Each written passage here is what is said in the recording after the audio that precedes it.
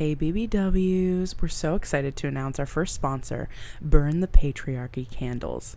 Burn the Patriarchy's candles are handmade soy candles with a feminist agenda. They are made in small batches, so they will sell out. The new fall line just dropped, featuring 3 delightfully spooky scents. You can buy these sweet little babies at www.burnthepatriarchycandleco.com. At checkout, enter the promo code BLOCKBUSTER to receive 10% off. Again, that's www.burnthepatriarchycandleco.com, promo code BLOCKBUSTER. Thank you. Bye. Come with us where the corn is popped and the throwback Thursdays never stop. It's a magical land not far away. All you have to do is just press play. So hop on the couch and close your eyes. Gonna party like it's 99. Join us, watch the movies of our lives with Blockbuster eyes.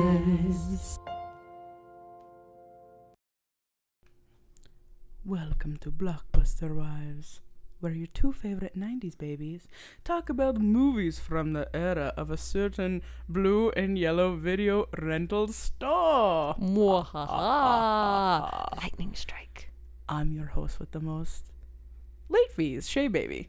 And this is Stacy, not always kind, but always rewinds. And you're listening to Blockbuster Wives. Your mouth is ever so slightly purple. Yes, I got us some ring pop candies for my Blockbuster wife. You know, She's I put an a angel. ring on it.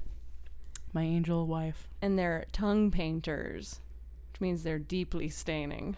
On another level of life. Like, I look straight up not from this planet. She looks like that little bitch in Willy Wonka who turns into a blueberry. I do look like Veruca? that little bitch.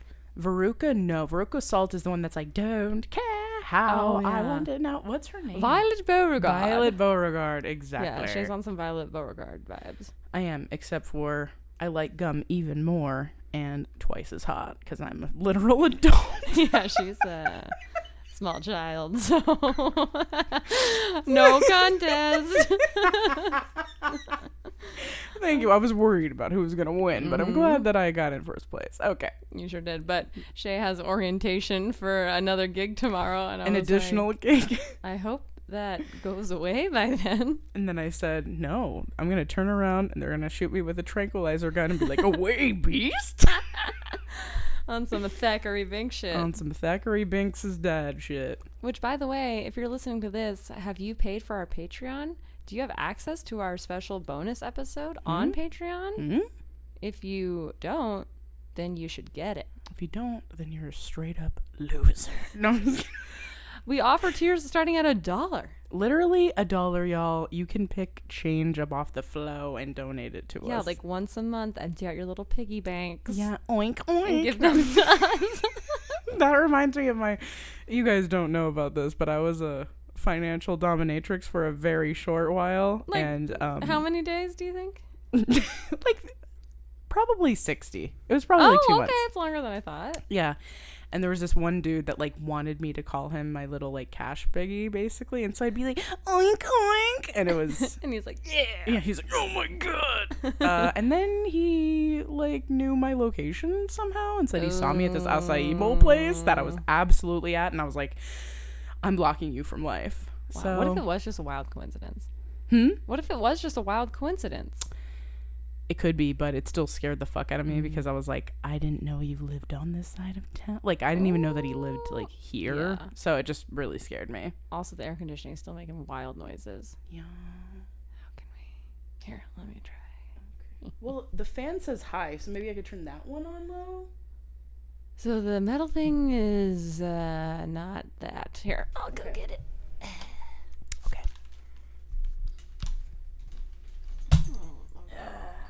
Everything's falling. All right.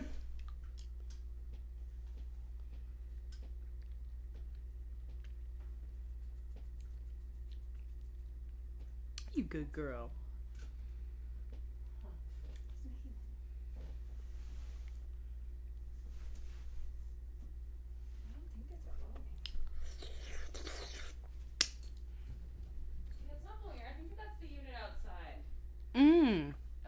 Okay. We'll just have to deal with it. Let's hope it doesn't sound too crazy. I can barely hear it, but I do have supersonic ears. You do, and I am, I think, a little hearing impaired. So. Anyways. Boo. Boo indeed, because it's spooky season. Show is. And we have quite the treat for you all. Quite the little sexy, cool treat that I truly feel, like, in me bones, that this is everyone's favorite childhood horror movie. At least DCOM. I think it's on the top, like, 3 list of everyone's DCOMs. Yeah, well, I think it just scared the shit out of everybody, which we are definitely going to get into. Absolutely. And the movie that we're talking about is... Don't Look Under the Bed. Ugh. If y'all watched movies, if y'all watched the Disney Channel in the 90s, you know this movie because you would be, you know, harmlessly minding your own business, playing with your Polly Pockets, and then this preview of like a demon-possessed man crawling on the floor with crazy eyes and long fingernails would come across your screen, and they'd be like, later at 8, and you're just like, yeah! Like, sounds like the worst fucking time of my life, but actually, it was like the most scared I'd been as a child with a child movie, you know what I mean?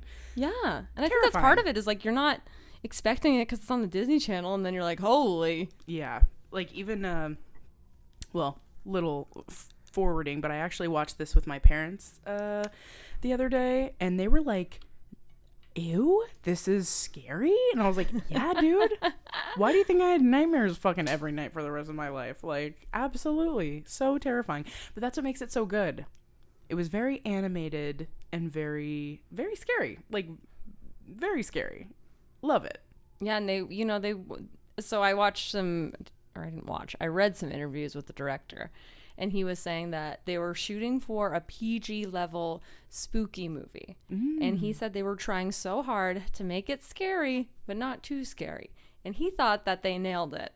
And then they started getting like hate mail and death threats from parents being like, why are you putting this on my kids' TV? Like, you should warn people. This is crazy. This isn't for children. And he was like, guess we made it too scary. And he even toned it down a little bit, he said. He toned it down. He took some shit out because he thought it was too much. I think I did read something about how, spoiler alert, there's a boogeyman, that the boogeyman actually was supposed to have like feathers coming out of like the entire body, and like it looked really like gruesome, and there was like some like, it wasn't exactly blood, but kind of like you could tell it was. So I think it was mostly like aesthetics that they wanted to tone down a little bit, and I think they did. I mean, I think they did a great job. It's fucking scary even as an adult to watch it. It's definitely like spooky for sure. Yes, which is great because that's exactly what we want, baby. Yeah, do you want to try a little summary and then I'll get into corporate bullshit? Sure. I would say the summary is, it's about a town. It's a made-up town. What is it called? Middlesburg? Yeah, it's just like it's a middle of nowhere town called Middlesburg. Yeah, and I think it's supposed to be in California. You know, it's clearly in Salt Lake City. And it's clearly in Salt Lake City. Like, I know that temple. Yeah, I'm like, dude, this is not California. But anyway, so there's this town that's a lot of eerie things are happening. Clocks are all like fast forwarding time, and then like weird, like dogs are on the roof and shit like that, and it all just seems very eerie. And the main character, Franny, I don't even know the best way to describe it, but, or not Franny, what's her name? Frances Bacon something, which yes, I love. It's Frances Bacon, whatever their last name is. I'm like totally like spacing, but essentially like a bunch of weird shit starts happening, and then she starts seeing this person that no one else sees named Larry, and they together investigate what's going on in this town. Ooh, perfect. Yeah, and I love that his full name is Larry Houdini. Me too. Larry Houdini is, first of all, if you've seen this movie, you know he's fine as hell. But he's also like one of my favorite characters, I think, of all time. He's really funny. Like, I had forgotten how big of a role he plays because I hadn't seen this since I was little. Like, I tried to rewatch it like when Disney Plus first came out, but like it got distracted and didn't make it very far. So I didn't even see the part with him in it because he actually doesn't come in until like maybe 20 minutes into the movie. Yeah, I would say like 10, 15, like probably like before 15. He actually like starts talking. Yeah. And I just forgot what a big character he is because I think I only remembered the fucking boogeyman and like all the weird hijinks. Yeah. It's he plays a giant role in the movie, and I don't know.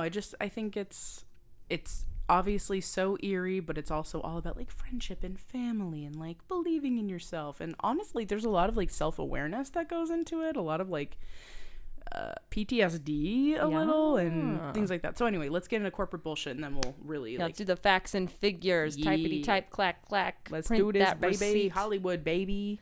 Okay, so corporate bullshit for Don't Look Under the Bed. This movie came out October 9th, 1999. Perfect. Which I guess I was a little older than I even thought when it came out. Pre 9/11. Pre 9/11. And also, finally, a fucking horror movie / Halloween movie that's released in fucking October. Yes, people. thank you. Not July. Hocus pocus. What? And they didn't even really make it about Halloween. Like, this movie has nothing to do with Halloween. No, it's just not at all. Scary. But we all know, like, inherently, it's spoopy.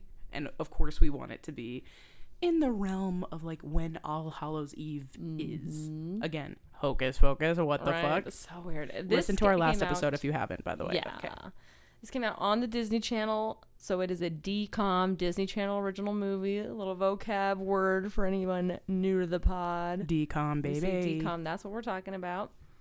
It was produced by Don Shane, directed by Kenneth Johnson, starring Aaron Chambers, Eric Ty Hodges II. That's him. That's Larry Houdini. Larry Houdini, Robin Riker, Steve Valentine, Jake Saxon, and Steven Tobolowsky. It is 92 minutes long. Beautiful. They nailed it. They nailed it. As you guys know, we're going to remind you every time that 90 minutes is the perfect time for any movie. So anywhere in that realm of like 90 to 100 and some, like 110, 115 is beautiful in my eyes and in Stacy's eyes. I also agree. It's just too good. It was hard to find budget information for this. I think maybe for DCOMs, they don't always release that information. Right. That makes sense. Unfortunately. It does have a Rotten Tomato score, which I wasn't sure if it would. The critics, there was like one review by a critic. So it was like NA, but it was bad. But then the audience rated it 68%. Interesting. I think that's like pretty fair for a kids movie, you know, especially a DCOM. I just like that people were going on Rotten Tomatoes and being like, I'm going to rate Don't Look Under the Bed. Because, you know, like I said, you know what? We got people requested for us to do this movie. Really? Yes. Oh, I don't think I knew that. Yeah, I think there were at least like 2 or 3 people that were like, are you going to do Don't Look Under the Bed? So, like, oh yeah. And no one has ever like requested a specific movie, but specifically like a DCOM. No one's requested us to do that.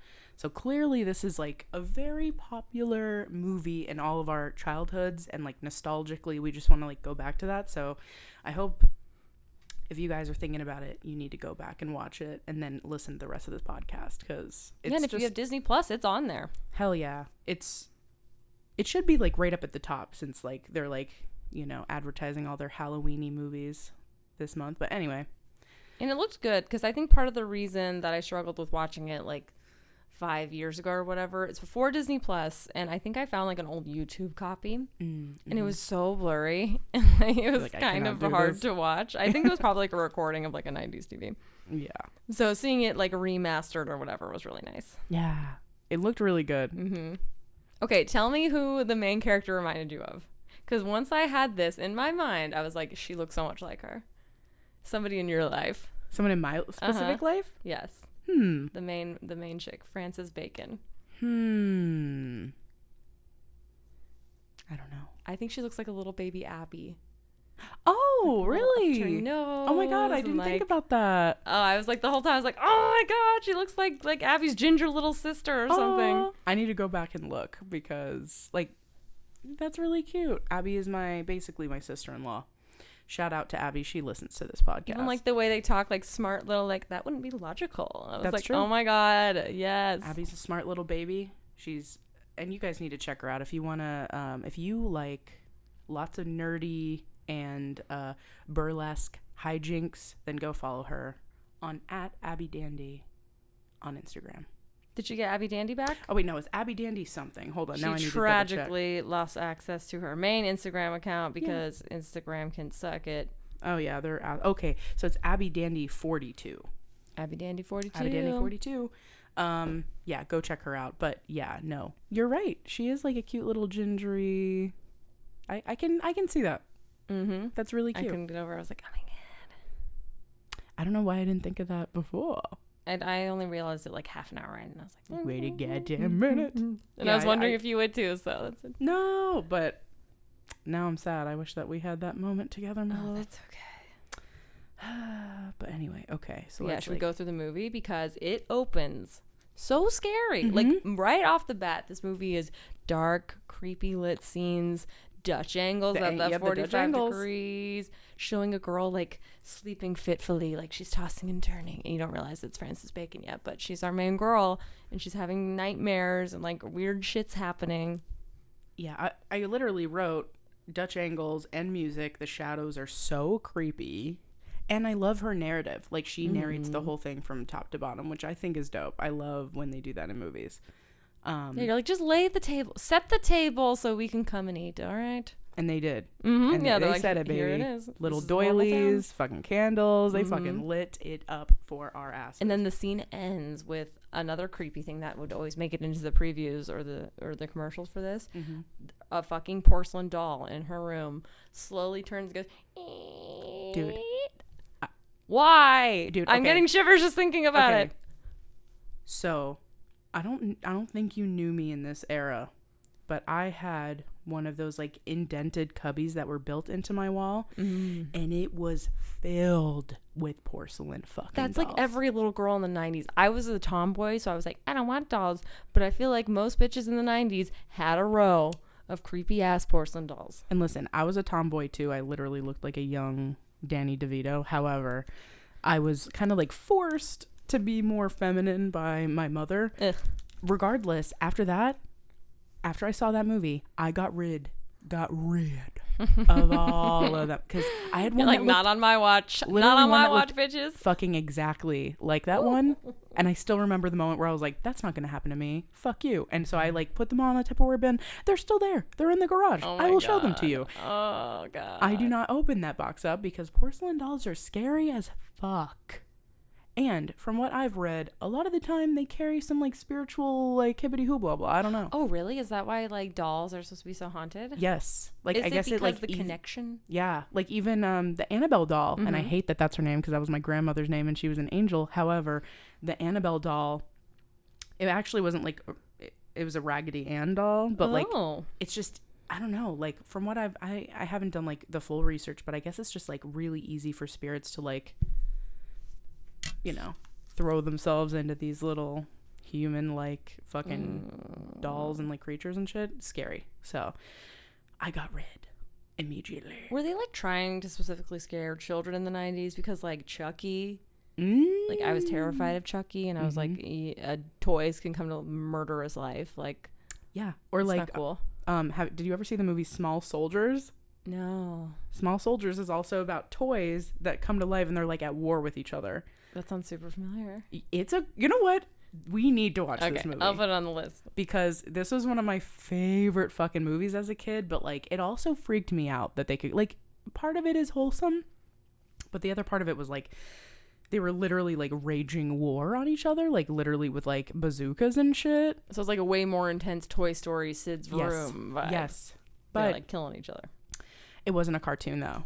It was like an IRL. It was really cool. It does sound super familiar. You know what? I think I did see it. But I was like, me. Yeah, it might not have done anything for you, but me and my three bros, we were like, yes, fucking bazooka him. Yep. But yeah, I think they were onto something with like the doll shit. Yeah. Or like even in Goosebumps, fucking Slappy. Remember that like ventriloquist? Oh, his name's Slappy? Slappy. Wow. Creepy, huh? Slappy. Cheeky Slappy. That's no one will get that except for you, Becca. Okay, let me explain that story really quick. Yes. Okay.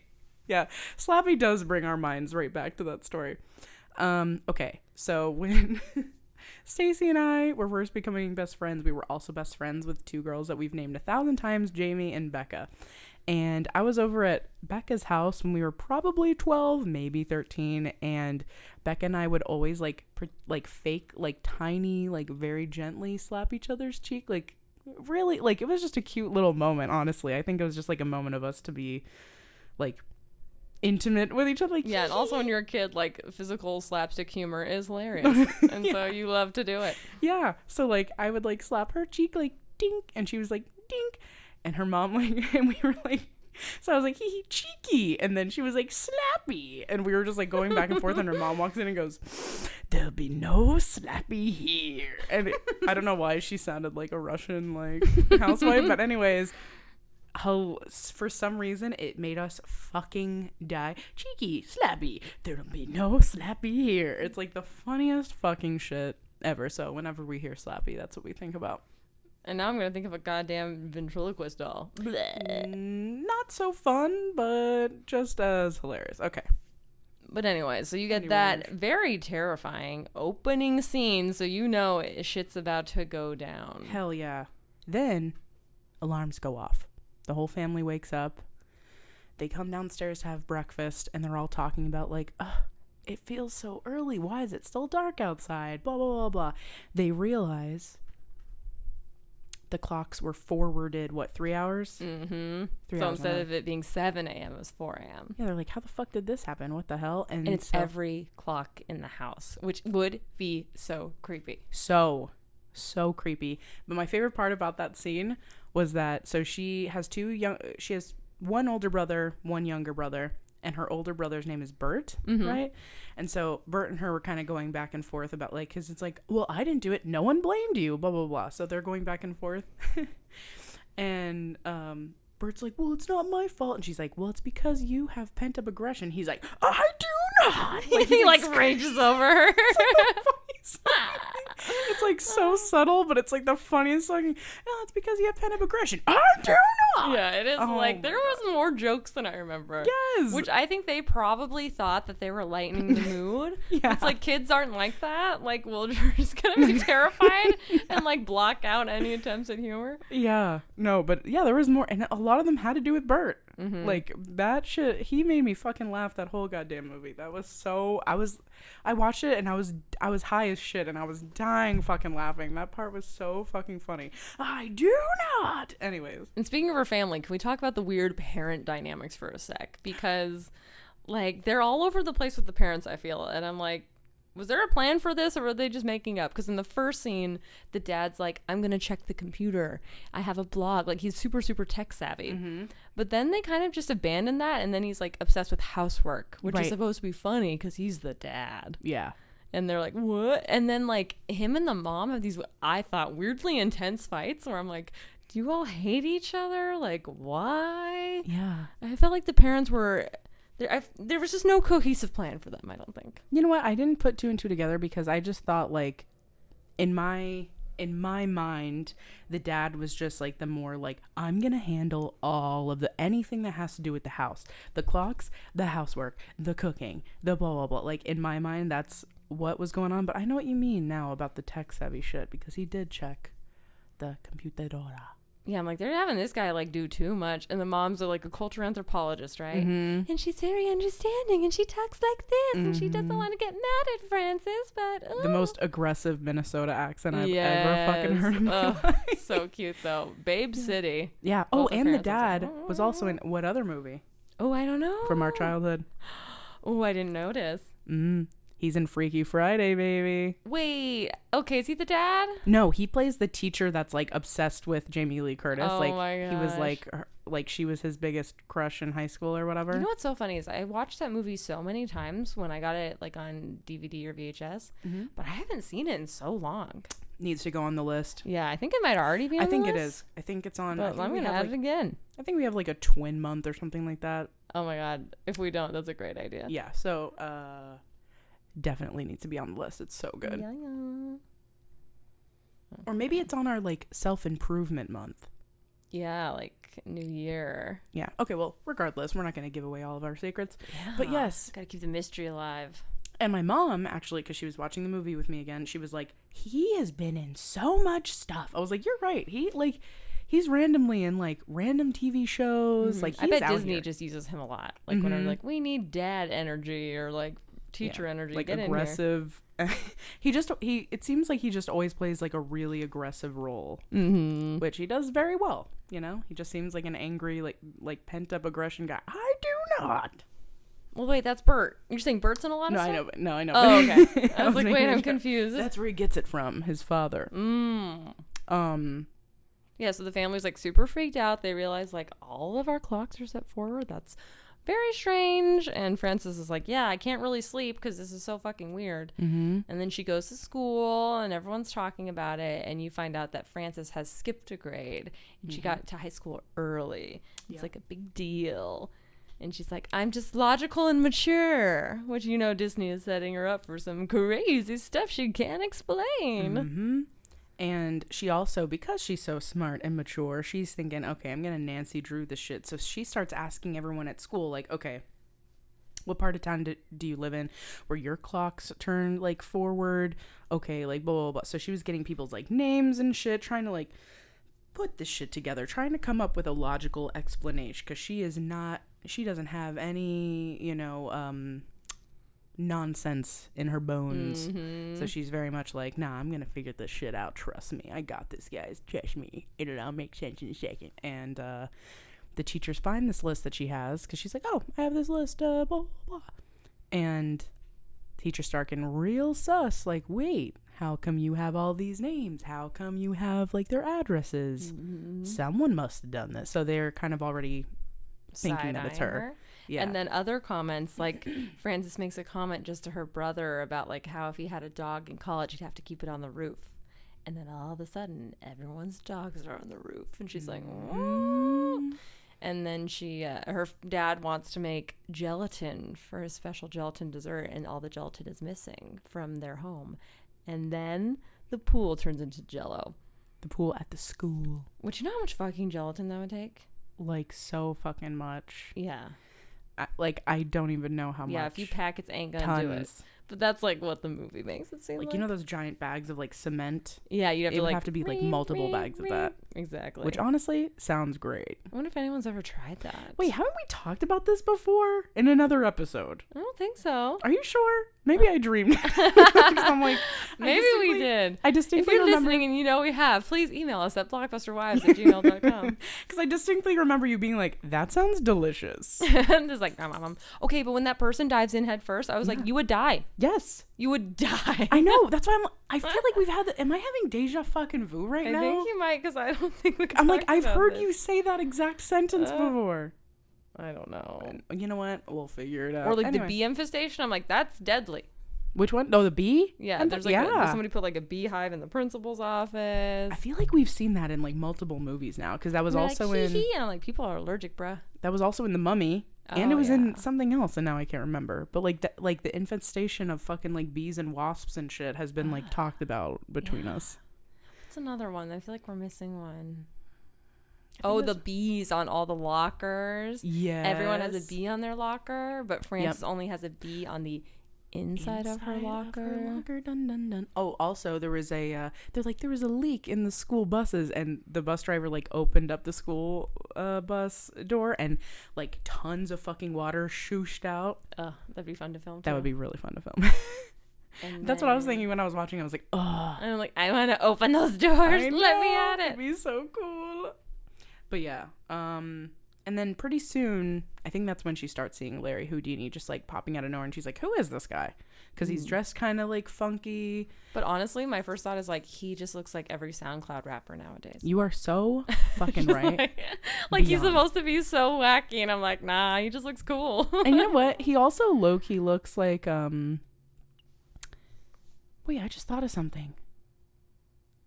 Like the conscience thing that he like reports to. Mm-hmm. That's also what Mary Poppins reports to. Oh, really?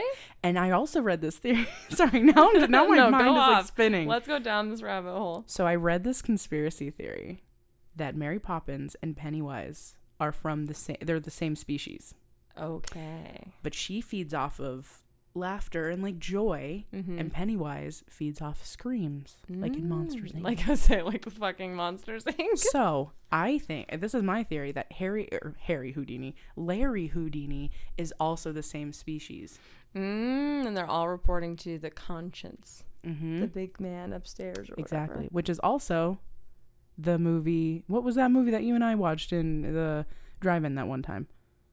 Oh, Inside Out? Yeah. Low key. Wow. Weird. So they're all connected.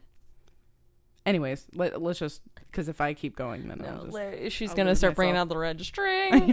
I'll lose myself. Let's just keep going. But there's one scene where Larry Houdini has one of those blue button-up Hawaiian shirts. And the grip that those shirts had on every middle school and elementary school boy was untouched.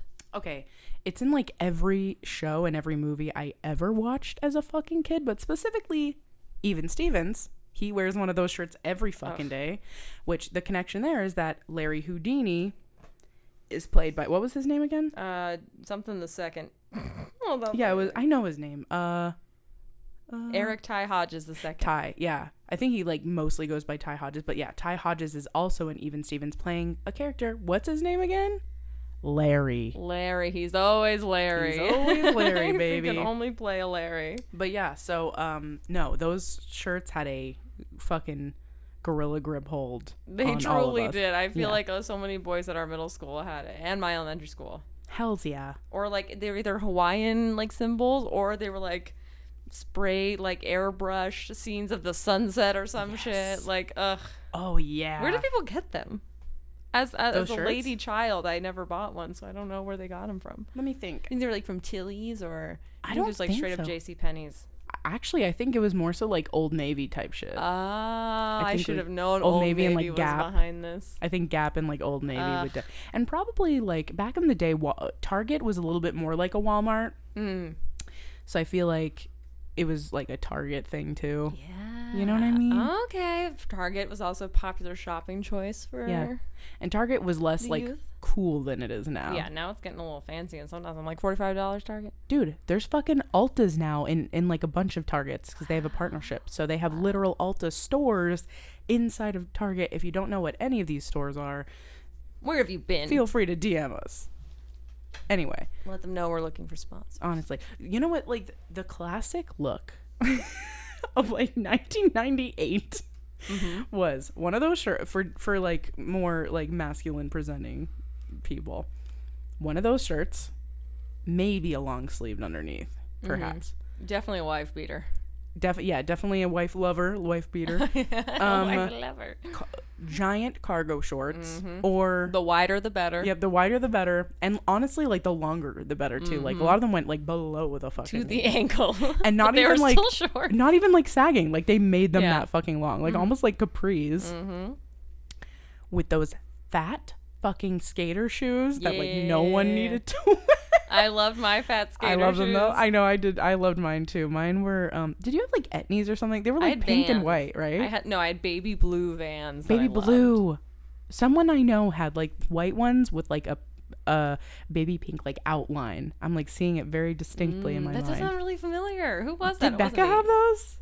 Maybe Jamie. I don't know. Someone we know had those, and I was like obsessed with looking at them. And if I could get as excited about anything as I got about a new pair of puffy Vans in middle school, oof. Yeah, my mom specifically only shopped at either like thrift stores or what was that called? She liked Old Navy, didn't she? No. Oh. I think she probably liked it, but I don't think we were ever able to shop at that store. They had dollar flip-flops. Oh yeah. Hell, I think they still do. What? Damn. Yeah. Or like at least like $5 or some shit like that. But what was I gonna say? Oh, and also spiky fucking hair. Yeah, like fucking stiff to the touch, might pierce your skin. Yeah, like straight up like mounds of gel with your little comb, and they comb it directly into the air. Or you would do the thing where you comb the front part up, you know what and that's then called? Swoop the back of your hair to the front in a little ski slope. You know what that's called? It has a name? Caesar haircut. Because you know how I know that? All of the boys had it, and so did my dad. Haircut.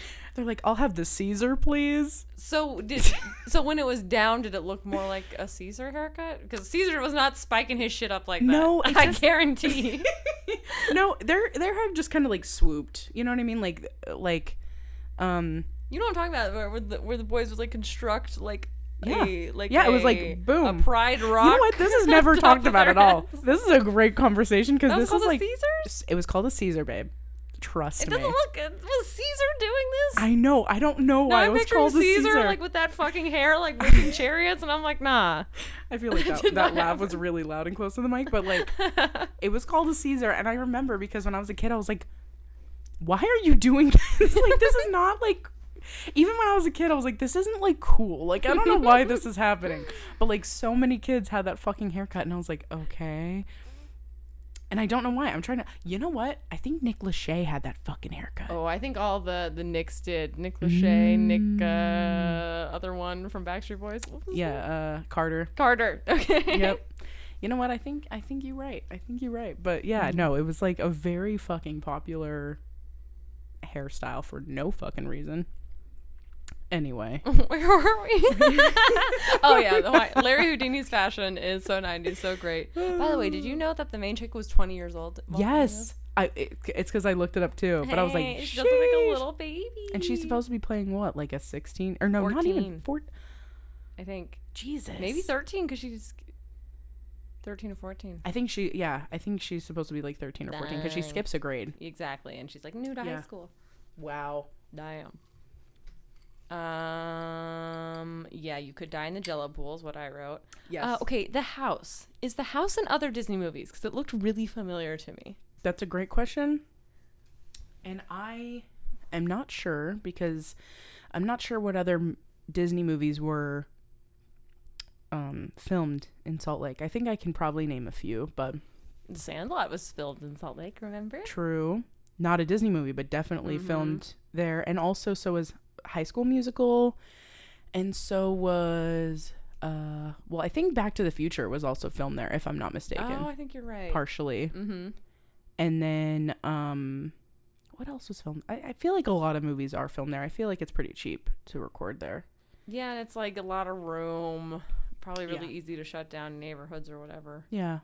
Yeah, I don't know what specifically the house was, but I was like, I feel like I've seen this exactly out, like the stairs and the foyer and then the living room over there. I was like, oh, this is. You're right. Before. It does look familiar. Now I can. And I'm sure they reuse their sets for all kinds of movies. Yeah. Why wouldn't they? You know. Yeah. Yeah, I'm sure it's probably in a bunch of. Wouldn't that be crazy if it was like Lizzie McGuire or something? You'd think that I would like remember, but maybe not. We'll look that up. We'll keep later. an eye out for our future movies. Yeah. And then the part. Okay, so another thing that was gone from the fridge is eggs. Oh yeah. So the next thing that happens is like, so the teacher that's like a little bit suspect about Frances because of her list. He's her biology teacher. And at the beginning of the movie, you see him saying hi to her, and he has this like super nice like convertible car, and he's like basically waxing it like as soon as he gets out. Yeah, he's like rubbing, like he's obsessed, which is another. I think we've talked about this too. Like I don't understand when people are like obsessed with their car, but anyway. And so, when they all walk out of school, his car is completely fucking egged, like to oblivion. Yeah, to oblivion. And it made me start thinking, I'm like, have I ever egged anyone's like crib, or like have you ever egged anything? I've never egged anything. I've toilet papered. We've both toilet papered and forked. No, I didn't fork anybody. Oh really? Not me. Oh, I've forked people for show. That's where you put plastic forks in their lawn and it's just annoying. Face right? up. Yeah. Yeah. I'm like that face down, ass up. No, it's face up. Or sporked. Yeah. I think it was actually more sporks than forks, but cutie. But yeah, I did that. I feel like I did that quite a lot. I feel like I did egg someone, but I can't remember now. Regardless, doesn't matter. Especially in Vegas, like in April to October. It's hella hot. That would be so gross. Wait, I know I did. I know I've egged somebody, and now I just can't remember who. Wow. But anyways, doesn't matter. I bet they remember. I bet they do. Right. Anyways, I'm sure they fucking fully deserved it. regardless, oh yeah, and all the heads that turn in this movie. Yes, are so many things scary. are turning to look at her at all times. Like, ooh, The in the worst one was background, the everything's pig. always like The pig the mailbox. mannequin in the science class. Oh, that one too. Ooh. Yeah, that one's creepy as fuck too. Yeah, so that had happened already then. Yeah. Yeah, and then her family has a mailbox that's shaped like a full pig. Which is not explained. No, and it's really fucking creepy because pigs again are like used in a lot of horror stuff, like pig masks. Don't mind the helicopter landing on our roof. Holy smokes, Richie Rich over here. Yeah, no, pig masks are used like quite a lot in like different shows and movies and stuff. So I remembered a lot of the pranks. One I didn't remember was when everybody's standing perfectly still outside the school. You know Like a our full connection to minute. that? Ooh, what's our connection? That was the senior prank our senior year. Oh, really? I didn't I just talking participate in about that, and I was like, did we do a senior prank? Yep, it was that. I don't think I heard about it, but I didn't participate in it because no one like told me, no one would tell the band kids, so none of us knew. I don't think I knew either. Cool. Well, I don't know who it was then, but like I heard that like a shit ton of students, like, well, our class specifically was 800 students, It's so which is so fucking many. So I'm not sure. It's a good prank. It's a very good 'Cause prank. It's like you're not gonna get in trouble. No. You're not hurting anything. Yeah, it's like don't stand still. Yeah, It's like creepy, but it's so creepy because she's walking to school and everyone's just like literally facing the school, standing fucking stock still for a full minute. It's so creepy. it is so creepy. And like like they didn't like generate that on the like using special effects. Like people really did that because you can kind of see some people like twitch a little bit, and it looks so crazy. I know. It's like this would be in an adult horror movie. Like, Absolutely. What are they doing? Absolutely. It's eerie as fuck. It's super fucking weird. But yeah, creepy. And then Larry shows up again, and I think at this point he like kind of says who and what he is in the lunchroom. You know, He's like, I'm your invisible friend. Yeah, I'm your She's like, imaginary friend. What? I don't have an imaginary friend. I'm too mature. And she's like, there's no such thing. And he's just like, oh yeah, no one else can see me. And she's like, want a bit? And so she like gets up on a table and she's like, does anyone know who this guy is? And I was like, okay, nerd. Yeah, like, no one can fucking you have see a lot him, of loser. confidence. Shit fucking sucks. She's like, he says his name is Larry Houdini, and everyone's just like, what the fuck? like, bitch? damn, this You bitch. crazy. This bitch needs to double her Dripping. dosage, baby. Double your dosage, lady. And then there's a part where Larry Houdini is talking about like, I don't know what he's like. He's like, oh, maybe this is like the music that's in your dreams. And she's like, no, that's Barry Manilow. And I'm like, how old is this bitch? Yeah, I'm like, girl.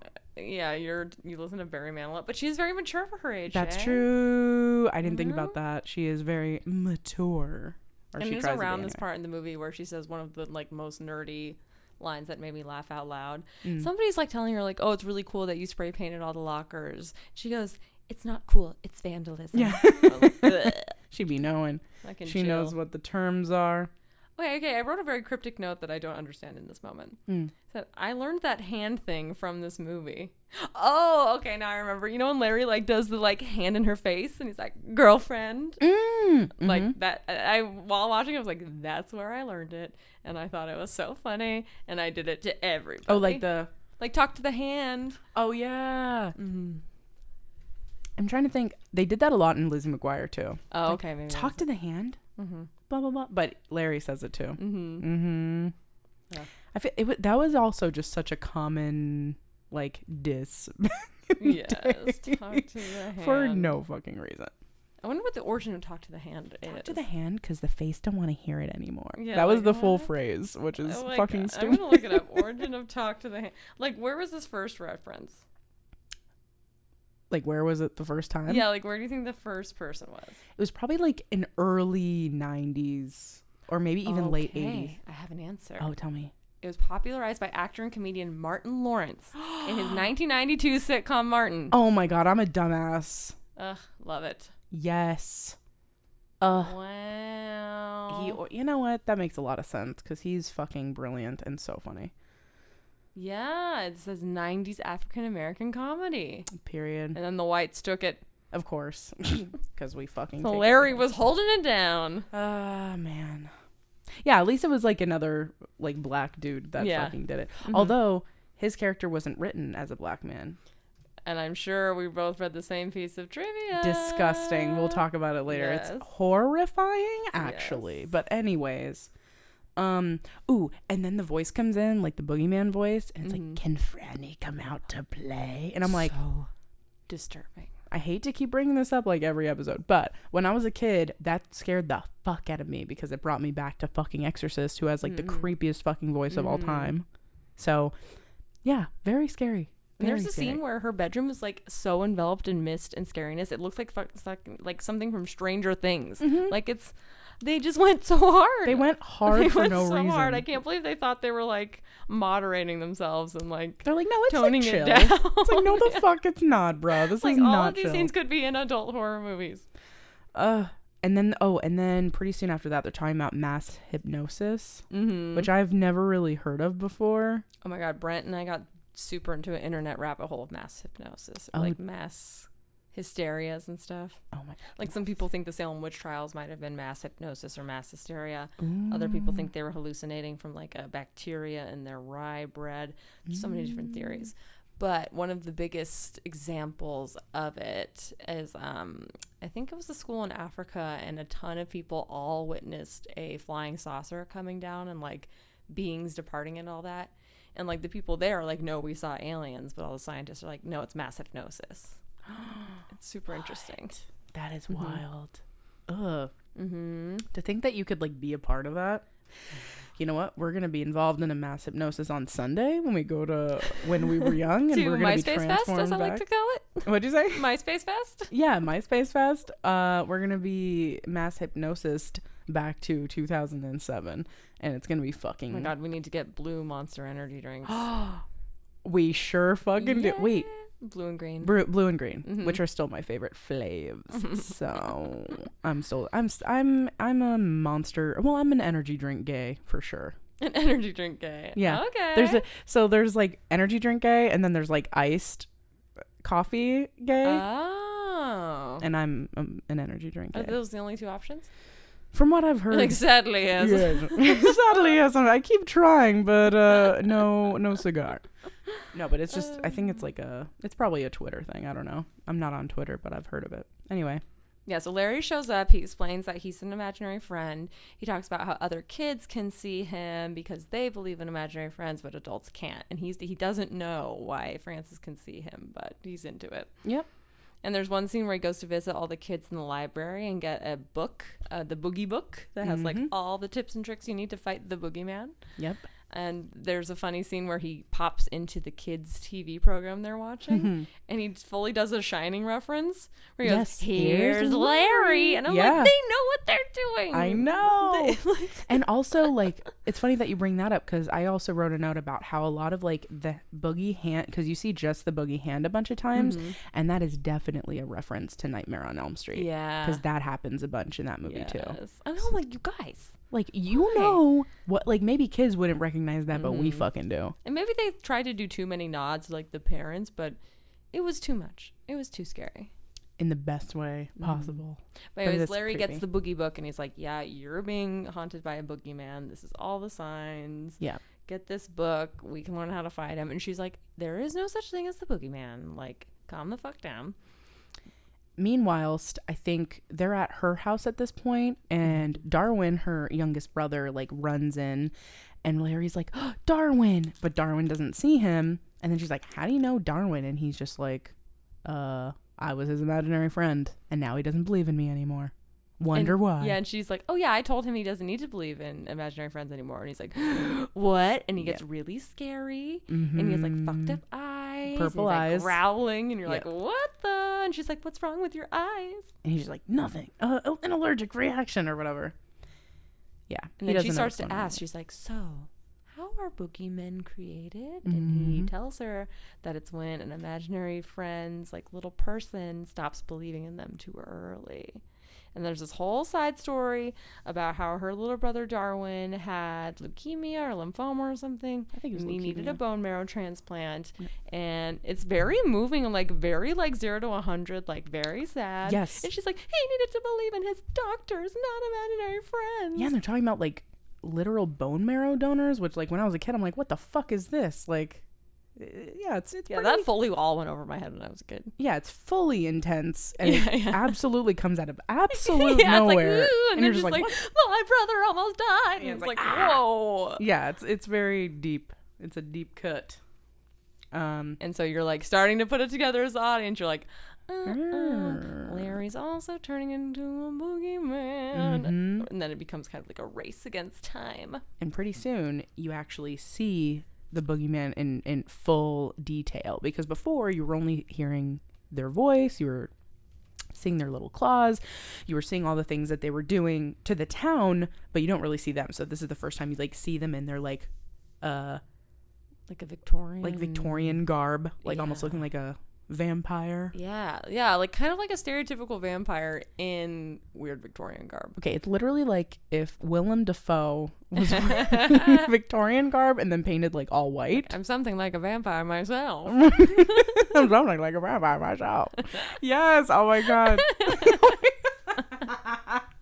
Yes. That's fucking him. exactly. So hot. Or them, I mean. You Spoiler know what I'm alert. saying? Spoiler alert. Super fine.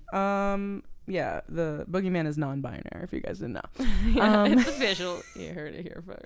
Okay, pretty soon after, so they see the boogeyman, and I'm not sure, they like get rid of him somehow, or them, whatever. Yeah, they're on the roof pulling some hijinks to blame Francis for more shit, and Francis get caught like red-handed with the ladder trying to get to the roof, and then that's when her parents are like, okay, you're doing weird ass shit. Some fucking weird shit is going on. Like, we're gonna call your counselor to come here.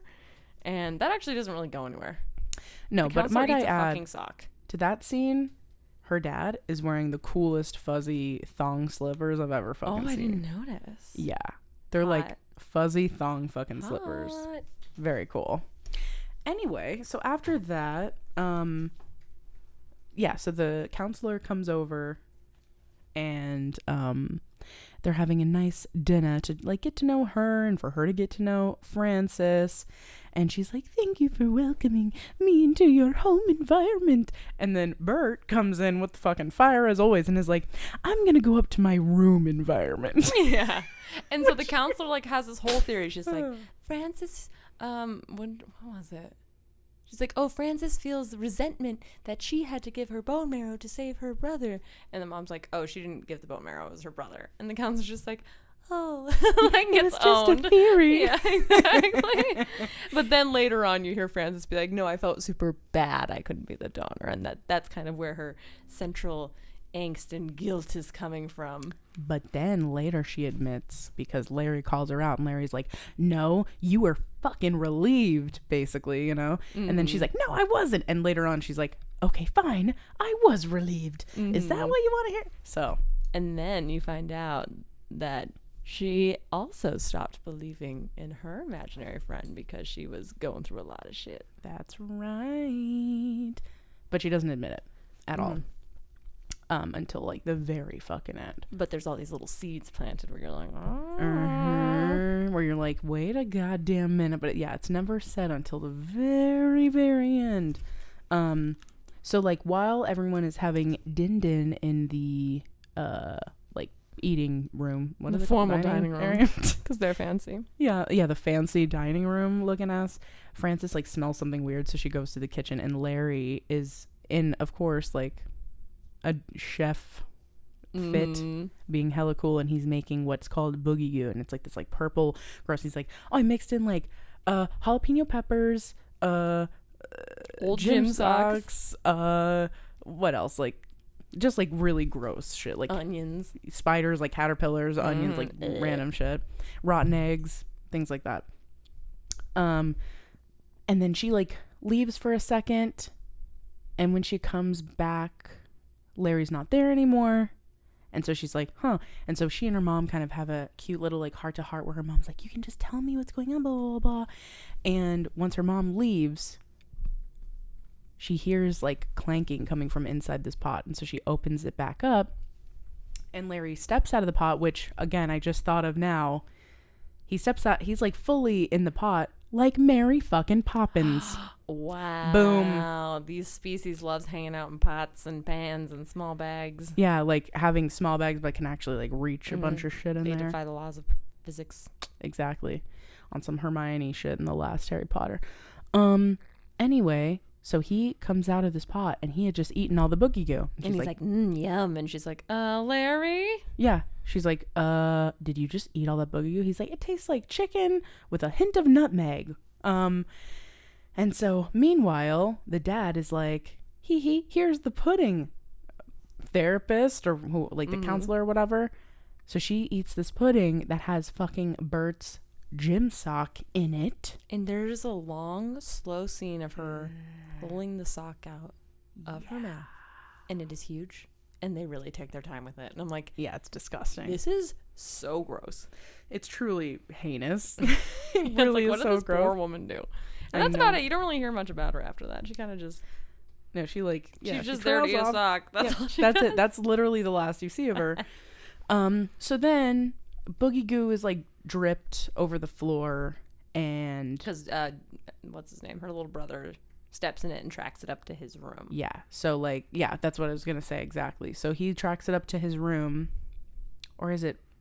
It's first his room, and then Frances is in there, and she's like, can you just give me some time alone? And he's like, okay, I'll go play in your room. Wrong. The room where creepy mist and moving dolls and crazy shit's been going on. So he tracks the boogie goo to her room where all the creepy shit has been happening.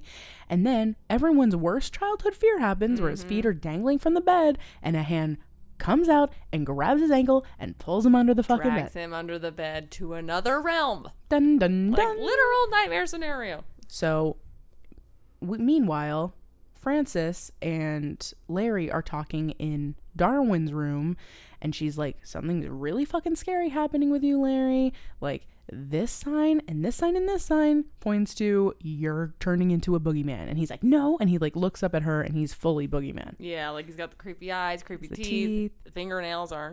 Yep.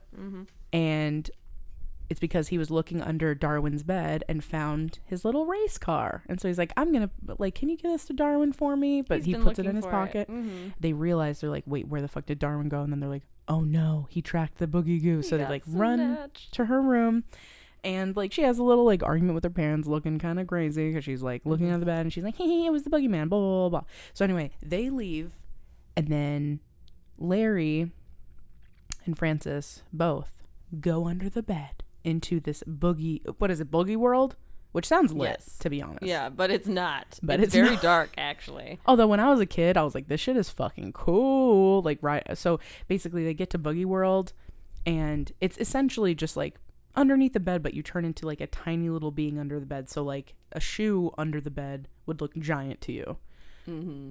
You know, like Honey, I Shrunk the Kids. And so they take his little race car and they race it all the way down to where Darwin is hidden in a sock, like a tied up sock. Yes, he's in his old sock. And so essentially what happens is, well, the next thing that happens, I guess, is that the boogeyman is underneath. So the boogeyman like trapped Darwin, and he's like, I'm not trying to get to Darwin, I'm trying to get to you, and points to Frances. Keeps calling her Franny, which he's like, Franny? You know, she looks like so confused. Why the fuck is this person calling me fucking Franny? And so she essentially uses this like machine that she and Larry built together to kind of like electrocute, like fully, like electric chair the boogeyman via his nasty ass, long ass nails, fingernails. So it seems like it works for a second, but then the boogeyman comes back and is like, haha, that didn't work. And so she basically just like faces her fear, and she's like, you know what, I'm not afraid of you because I know who you are. And the boogeyman's like, ha ha ha, what do you mean? And she's like, Zoe. And it's like, and so the boogeyman turns into this like beautiful fucking woman in Victorian gear, a little like ginger plum in a little pink suit. It's so cute, a gorgy little queen, because that's Frances's imaginary fucking friend. Yes, which we all saw coming a mile away, but they really try to be like, what? Yep. So then they all leave Boogie World and they go back to IRL. And meanwhile, while they were down there, Frances helped Darwin believe in Larry again, because Darwin still needs him.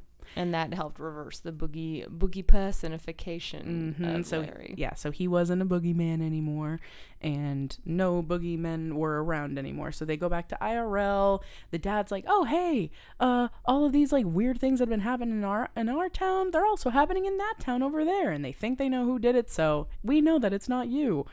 And so that all gets solved. And then Larry's like, "Oh, other boogie people presence in another town. I gotta go help." Yep. And then Franny's like, "Okay, well, like, see you later, hee hee." And they're like, "We're not gonna see you later because you don't need us anymore. That's so sad. Like, we'll always be with you as long as you believe in us."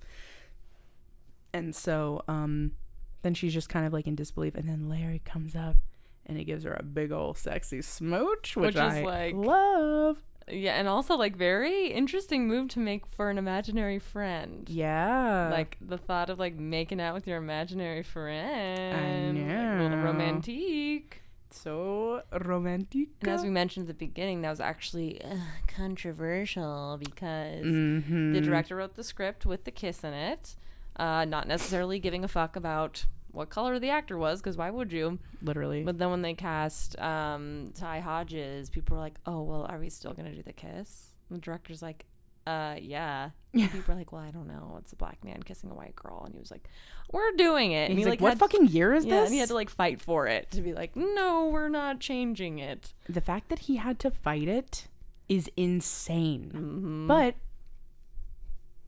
like, they were clearly hella fucking racist, obviously, just in general because of this, but also like, because even in like Johnny Tsunami, he kisses his girlfriend who's like she's like Xenon. So it's just like, it's really fucking weird. I just don't like, just so fucking gross. But yeah, so that's how the movie ends. It's very cute. And so Frances gets over her fear, embraces the imaginariness of life.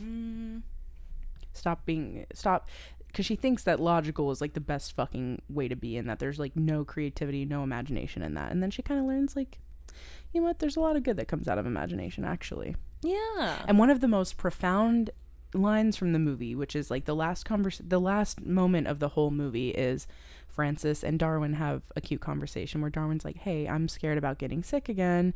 Like, Larry told me I could come talk to you because you would tell me like how grown-ups like aren't you know, scared anymore." And so she kind of like tells him like, well, it's not about like not being afraid. It's kind of just like going around and like faking it till you make it. Faking it till you're making it. Yeah, essentially. And then the last thing that he says is like, "I guess it takes a lot of imagination to become a grown-up." And I thought that was really cool. Yeah. And it's so true. Like, so deep. Yep. And the best part about the movie as well is that they played hella boogie music at the end while the credits were rolling. Yeah. Yeah, it was fucking awesome. All right, do you have some trivia for me? I was Hell also yeah. trying to find which don't look under the bed character are you, and I'm striking Ouch. out. Which? All right. Number 1. These are so easy. You're going to get we touched on all of these. Oh my gosh, yes. Who told Darwin to not believe in imaginary friends anymore? Frances. Who is Darwin's imaginary friend? Larry. What was thrown at her teacher's car? Eggs. What was blended in the pudding that they served at dinner? A suck. What was Franny's imaginary friend's real name? Zoe. Yay! I took this and I was like, 100%. wait. So yeah, I couldn't find which don't look under the bed character are you. Yeah. But there is a quiz of which boogeyman will kill you. Amazing. It's actually like very kind of scary. Ew. Is it on BuzzFeed? It's on Playbuzz. Ooh. So it could suck. Incredible. But it's only 8 questions. Perfect. Let's Okay. do it. Are you afraid of what lurks in the dark? A. Not gonna lie, I'm still a little bit freaked out by the dark. B. There's nothing out there to be afraid of. C. I have nightlights in every room. D. Can't sleep, clown will eat me. What was the first one? Yeah, like Not still. gonna lie, I'm still a little bit freaked out by the dark. Yeah, that one. Okay. Sometimes, yeah. When you're alone in the woods, do you ever feel like you're being watched? A. I never go into the woods. B. Only all the time. C. It's probably just an owl. D. Of course I do. I'm usually the one doing the watching. Ew. B. Okay. All right. Did you make your parents check under the bed for monsters? A, always. B, never. C, only around Halloween. A.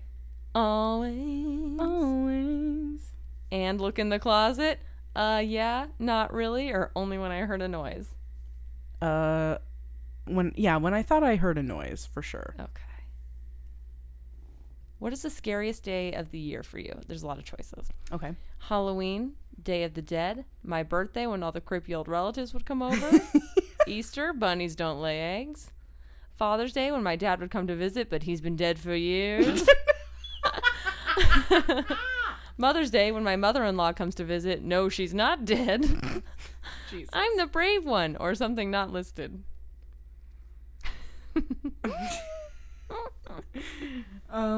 I guess the scariest day would be Halloween, although I'm not really scared on Halloween, but like it is a very like spiritually charged day. So I'll say Halloween just Okay. What do you think the Boogie Whoa Man is? It has like the W-O in parentheses. Amazing. A boogie person. It's definitely a human. We create our own nightmares. It's a ghost, ghoul, or demon from hell. It's a figment of our subconscious manifested. There's no such thing, or it's aliens, no doubt. I think they're figments of our imagination. But Okay, figment of our subconscious manifested? Yeah. All right.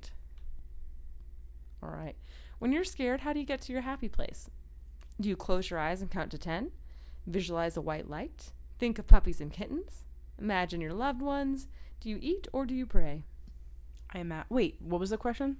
When you're scared, how do you get to your happy place? Yeah, I imagine my loved ones. I think about Annabelle a lot. Oh, I think she gives me some white light going on. nice. Okay, last question. Whose warning would you heed?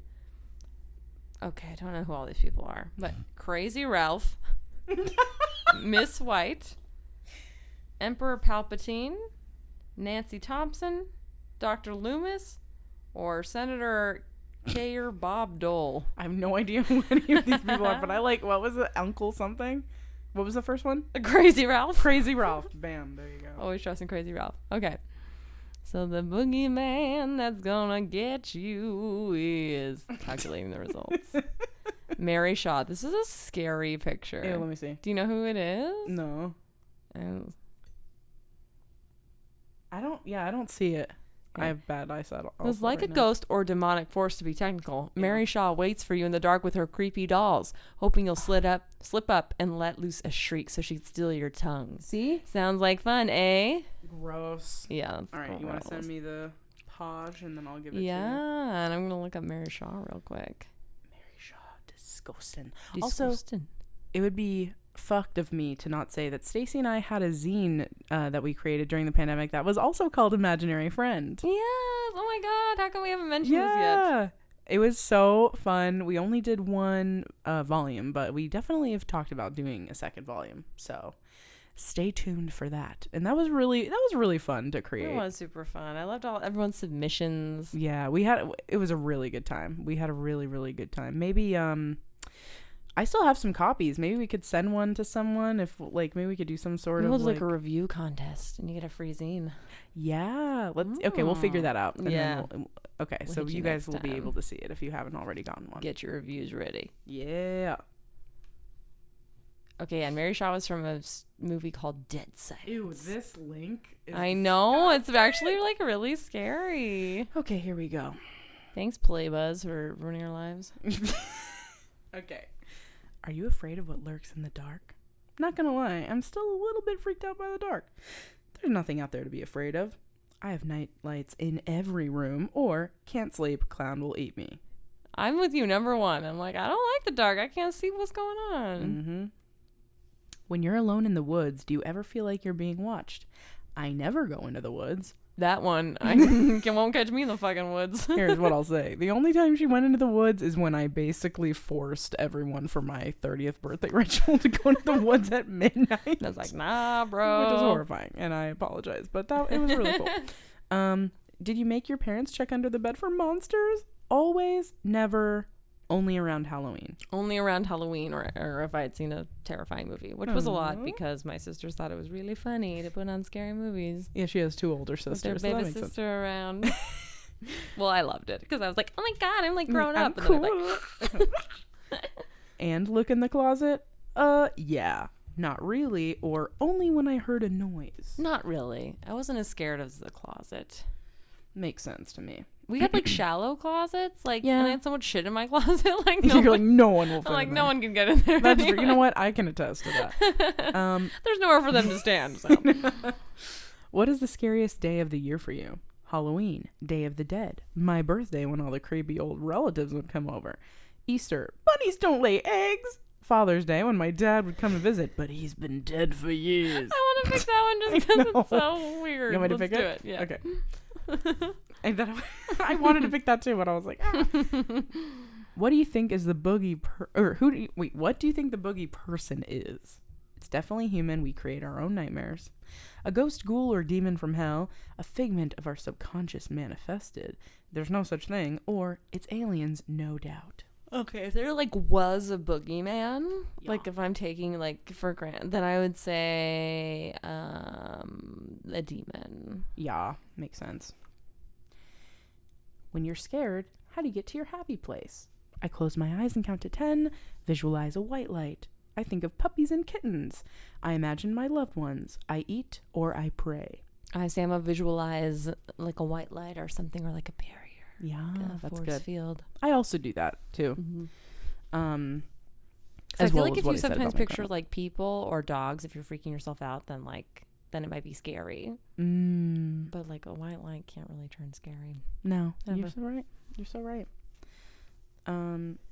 Whose warning would you heed? Crazy Ralph. Miss White. Oh, Miss White. That's Carrie's mom. Oh my god, no thanks. Emperor Palpatine. Nancy Thompson. She's the mom from Nightmare on Elm Street. Okay. Now that I have pictures, I'm like, oh, I know who these people are. I still don't know who Crazy Ralph is. I'm glad though. you picked Crazy Ralph. Dr. Loomis, who is from Halloween. I'm a dumbass. It's his psychologist. I would have picked that one if I knew. Or Senator K. or Bob Dole. Yeah, it's from The Simpsons. From the I'm gonna choose Emperor Palpatine because he's the only one I know. He's fucking scary as hell. Sexy. You know who was obsessed with him? Jeffrey Dahmer. Really? Yes. That's why What? he had yellow contacts, because he wanted to look more like him. Oh, weird. And he wanted to look like the priest from The Exorcist 3 to look more, because he was possessed in that I movie. can't believe there's 3 Who was also the priest from the first Exorcist. Oh my God. Sorry to bring that up 3,000 times per episode, but anyways, these are all the fun facts I know. Mrs. Voorhees. Oh, she's the real killer in Halloween, right? Or In not Halloween. Friday the 13th. Friday the 13th. Get her, mommy, is all you'll hear as the sweet old lady who you thought had your back sticks a knife in it. Ah. Hell hath no fury like a mother whose mutated son drowned because the lifeguards were boning in the barn. Be careful who you trust. That's what I always say. Yeah, I Hell think hath no fury. that's written on a fortune cookie somewhere. I don't know. Anyways, Amazing. wow, Amazing. that was beautiful. Yeah, that's the closest quiz we could get, ladies and germs. Mine is fucking freaky. Yeah, Mrs. White is scary. But you know what? If I saw the pictures, I would have definitely chosen Dr. Loomis, because he knew some shit. Like, he knows Michael Myers. He, like, really knew what was up. He warned everybody, like, how crazy he was. But regardless, I liked my answer. It was scary. We But did the love you damn guys thing. so much. We hope that you will take a chance on Don't Look Under the Bed, because even though it's a quote-unquote children's movie, even though it's on Disney Channel, it's a DCOM, it was made like over 20 years ago, it's still so creepy and like really funny and like a little wholesome, a little romance, a little, like there's just a little bit of everything. Yeah, it's really it's a crowd pleaser. Yeah. If you want like a very dramatic subplot, you got it. If you just want creepy Out of images, fucking you nowhere. got it. Yeah. If you want to see Larry Houdini being a little gem, you got it. Yeah, being gorgeous, literally, and like so funny and cool. Also, the acrobatics are like very cool in the Do you movie. think that was really him? I don't know. It looked just like him. Maybe they just got a really good stunt double, or maybe he's just really good at doing cool shit, which wanna wouldn't surprise me say- either. So, Yeah, that he was like trained in dance, so he probably did do all that. and I think he also has music out, if I'm not mistaken. I think he like Check out his currently. album. Yeah, I just added him on Instagram. Hold on. Oh my Let me find god. him. Is he still acting in What's Not? Wait, what's his name again? Ty Hodges, I think Yeah, that's what he goes by. Ty Hodges.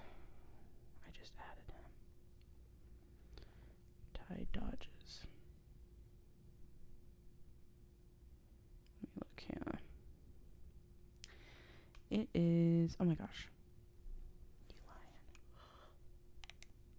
Okay, I can't find it. But if you guys, do a little bit more deep dive research, he still looks exactly the same, except he has longer hair now. He has like long dreads, and he's just gorgeous. Yeah, he's just gorgeous, and like I think he's like a singer, like a musician of some sort. Like he's in a band. Like he's just fucking cool. Classic. Yeah. So anyway, regardless, thank you guys so much. We really appreciate you as always. As always. We hope that you're having the best October. Yes. And I believe we have one movie left for y'all this month. So and a special interview. It's going to be fantastic. It's going to be the best, but we love ya and we hope you have a great week. And also I just hope that you take some comfort in listening to us, because we take lots of comfort in creating this for you. Yes, and we love you so much. We hope you have just the best October of all time. Agreed. Love you. Bye. Bye. Thank you to our producer Brent for his editing skills, and to Grady for our delightful theme song. If you have questions for us or would like to advertise with us, please email us at blockbusterwives@gmail.com. And as always, please rate, subscribe, and tell all your friends about us. We love you.